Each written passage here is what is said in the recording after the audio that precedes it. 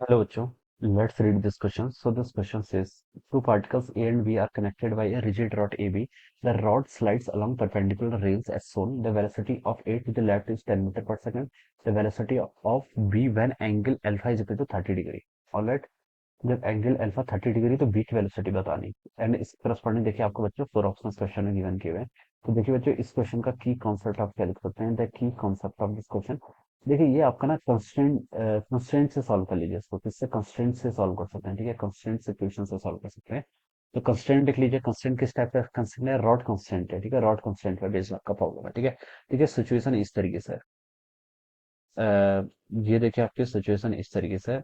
यहाँ पर आपका ए, ठीक है, दो पार्टिकल है, हमने उसको क्या कर रखा है, रॉड के एंड पर कनेक्ट कर रखा है, ए और बी, ठीक है। ए की वेलोसिटी देखिए आपकी इस डायरेक्शन में है, ठीक है, क्वेश्चन गिवन कर रखा है। इसको मैं देखिए ए की वेलोसिटी इस डायरेक्शन है, बी आपकी बी की वेलोसिटी इस डायरेक्शन होगी, this is the velocity of the B, ठीक है। ये बता सकते हैं, ठीक है, क्वेश्चन में गिवन कर रखा है, देखिए लेंथ दे रखी है ना। तो these are connected by rigid rod, rigid rod है तो देखिए बच्चों रॉड की लेंथ तो टोटल फिक्स रहेगी। ये वाली डिस्टेंस को बच्चों मैं एक्स बोल देता हूँ, ये एक्स एक्सिस के नाम है। ये मेरा मान लीजिए एक्स एक्सिस है and this one is my Y axis, ये मेरा क्या वाई एक्सिस है, ठीक है। और ये वाली लेंथ को मैंने क्या मान लिया, आपका वाई मान लिया। रॉड की लेंथ को मान लीजिए मैंने एल मान दिया। तो देखिए कंस्टेंट इक्वेशन से मैं क्या बता सकता हूँ, टोटल रॉड की लेंथ आपकी कांस्टेंट रहेगी, यानी कि एक्स का स्क्वायर प्लस वाई का square, it should be equal to L square, ये तो आपका फिक्स रहेगा, ठीक है।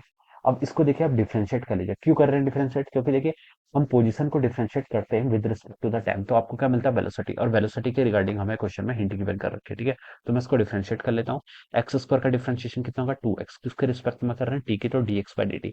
सिमिलरली वाई का डिफरेंशिएशन कितना होगा, 2y, किसके रिस्पेक्ट में कर रहे हैं, dy by dt is equal to L square. L आपकी टोटल लेंथ है, वो कांस्टेंट है, तो उसका डिफरेंशिएशन 0, ठीक है।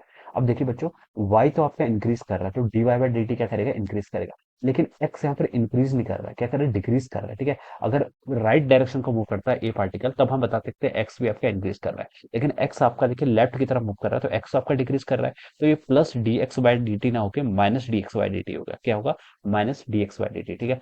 और टू से आपका यहाँ पर टू कैंसिल हो जाएगा। तो मैं इसको ऐसा लिख सकता हूँ, एक्स टाइम्स आपका D X by D T is equal to Y times D Y by D T. इस टर्म को यहाँ पर मैं ऐसे लिख सकता हूँ, राइट। अभी D X by D T क्या, वेलोसिटी अलॉन्ग एक्स एक्सिस या फिर velocity of the particle A, ठीक है। तो उसको ऐसे लिख लीजिए, ठीक है, X times velocity of X, ठीक है, Y times velocity along Y, ठीक है। ये आपको यहाँ पर से इतना हो जाएगा।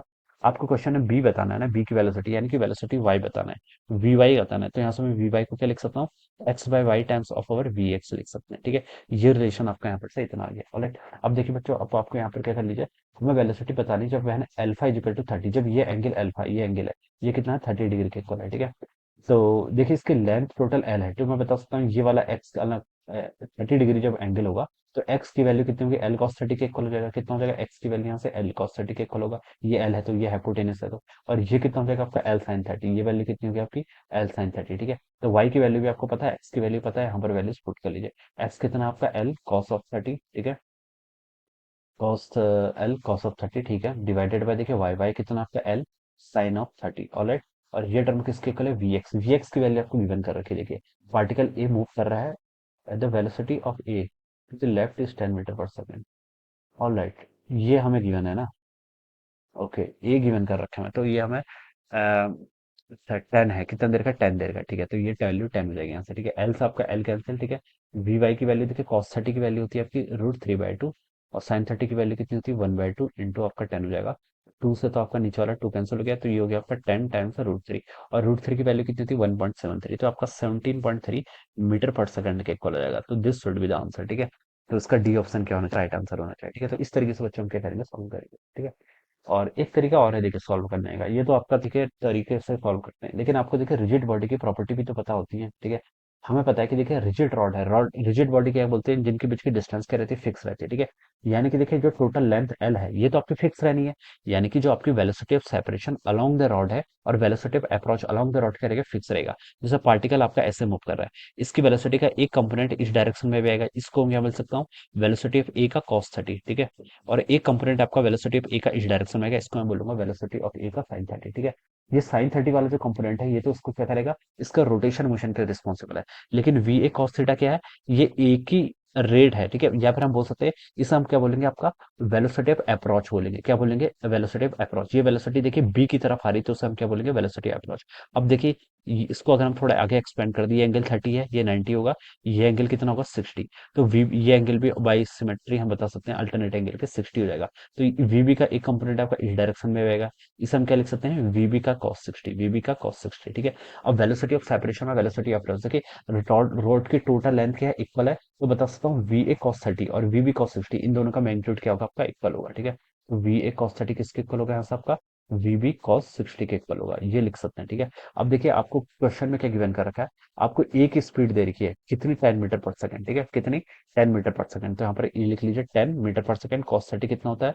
√3/2। वी बी फाइंड आउट करना है, ठीक है, इंटू कॉस 60 अगेन आपका 1/2, इससे कैंसिल। वीबी की वैल्यू अगेन आपकी 10√3 आएगी, जिसका आंसर आपका 17.3 मीटर पर सेकंड। तो ये आपका दूसरा तरीका है जिसे हम बोलते हैं वेलोसिटी ऑफ सेपरेशन या फिर अप्रोच करने का, ठीक है। रॉड की लेंथ टोटल कांस्टेंट रहेगी, ये तो हमें पता था, तो हम ऐसे भी सॉल्व कर सकते हैं। तो दो तरीके से देखिए हमने क्या कर दिया, इसमें सॉल्व करके बता दिया। These are the two ways of solving the same problem, alright. तो I hope you are understood this concept. All the best and thank you so much.